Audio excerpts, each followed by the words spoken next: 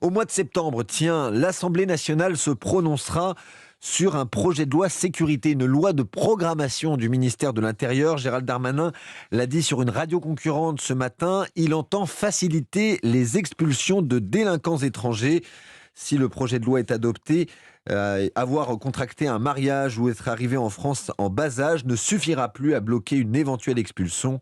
Le président Emmanuel Macron s'est engagé à appliquer les fameuses OQTF, les ordonnances de quitter le territoire à 100%. Bonjour William Molinier. Bonjour Raphaël. En 2020, moins de 10% de ces OQTF étaient effectives. Où en est-on aujourd'hui ? Eh bien Raphaël, on est loin du compte, très loin des 100%, puisque selon un rapport du Sénat, le taux d'exécution des obligations de quitter le territoire français était au premier semestre de l'année 2021 à 5,7% seulement, un chiffre historiquement bas qui certes a progressé depuis, plus 25% sur les 6 premiers mois de l'année selon Gérald Darmanin, mais ce niveau reste faible. En fait, le choix assumé de la place Beauvau, c'est de se concentrer essentiellement sur une cible, celle des délinquants étrangers, et pour cause, ils sont surreprésentés dans certains types de délinquance, notamment les délits commis dans les transports.